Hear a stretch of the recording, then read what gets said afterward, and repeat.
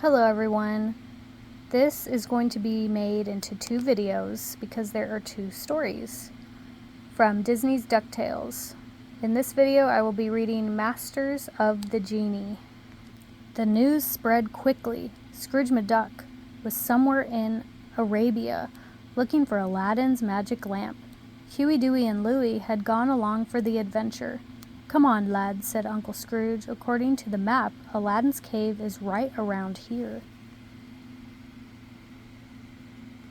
Suddenly, a loud boom made the mountain shake. The ground opened up and swallowed Scrooge. Down, down he fell. Luckily for him, his hiking rope was still tied to a rock. He swung just above the ground. Scrooge looked around. "Bless me bagpipes," he whispered. He was face to face with the famous magic lamp of Aladdin, but he was also face to face with his rival, Flint Heart Glomgold. "Glomgold," yelled Scrooge. "I'll bet you're the one who blasted the cave open." "Naturally," said Glomgold. "I've come for the lamp." "Oh no, you don't. It's mine," cried Scrooge. They both grabbed the lamp. Thick yellow smoke rose from the lamp and turned into a very fat person. "I'm the genie of the lamp," he said. "Which one of you is my master? I can make 3 of your wishes come true." "I am," said Glomgold. "No, I am," said Scrooge. "Since you cannot agree, you must settle this with a contest," said the genie. "You will both race from here to your homes. The first one home will win the lamp." "That's not fair," said Glomgold. "I live farther away than Scrooge." "Let's race to the hot ice cream parlor in Duckburg," agreed. By now, Huey, Dewey, and Louie were standing next to their uncle. "What should we do?" asked Dewey. "Take the genie home with you and wait," ordered Scrooge. "What a wonderful idea," said Genie. So Scrooge and Glomgold started their trek toward Duckburg. Meanwhile, in a blink, the genie and Scrooge's nephews were at Scrooge's mansion. But bringing the genie home was a bad idea. He drove the cook crazy, ordering huge meals. He kept the butler busy running errands. He took over the swimming pool, and he sat in front of the television for hours. The genie was in no hurry to grant anyone's 3 wishes. Then he would be stuck in the magic lamp again. "This place is much nicer than my lamp," he thought to himself. "I'm going to make sure Scrooge and Glomgold take a long time to get back to Duckburg." The genie waved his hand over the television set, and there were Scrooge and Glomgold right on the screen. The genie watched them march across the desert and smiled an evil smile. Both Scrooge and Glomgold wanted to get to Duckburg first. Neither one would let the other get ahead, not even by a foot. Racing to keep up with each other, they sweated under the hot sun. They were so busy trying to outrun each other that they didn't notice they were running in circles. They were under the magic spell of the genie. The genie laughed as he watched them run in circles. Then he had another mean idea. "I'll send them back in time," he said to himself, "back to the days of Bar Abba Sada and its cruel sultan." Once again the genie snapped his fingers, and a sandstorm rose up around Scrooge and Glomgold. When the storm died down, they were in front of an ancient Arabian city. "A city!" they cried. "That means help!" When they reached the city, Scrooge and Glomgold were surrounded by soldiers carrying sharp spears. With a word, the soldiers marched them to the Sultan's palace.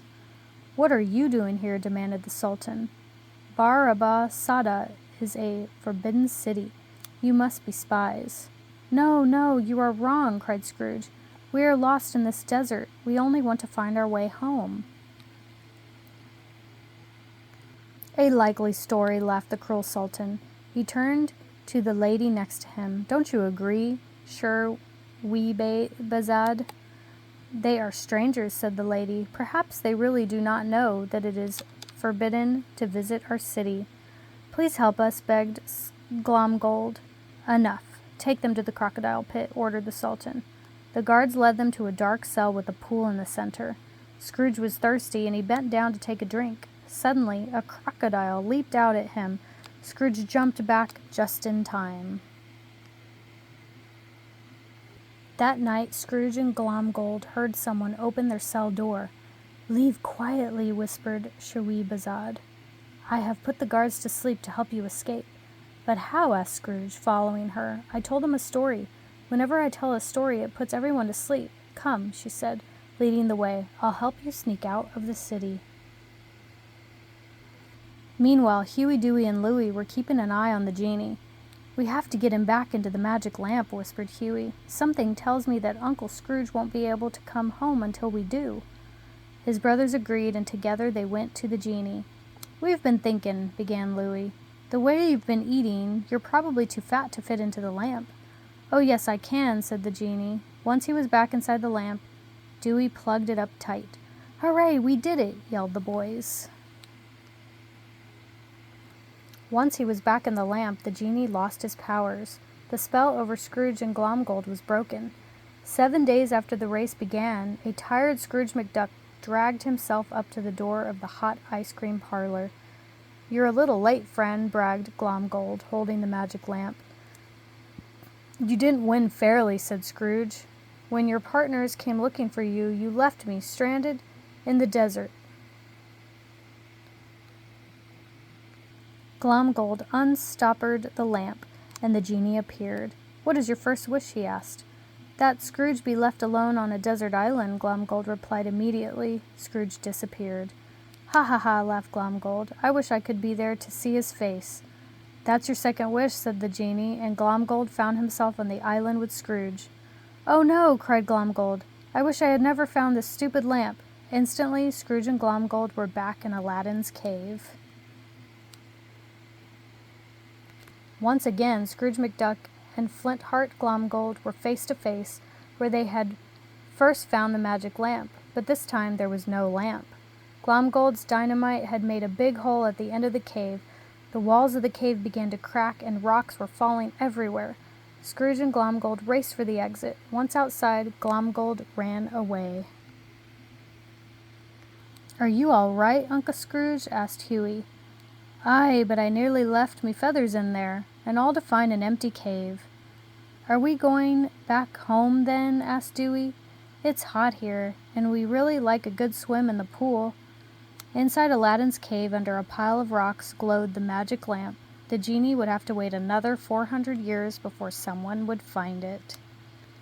The end.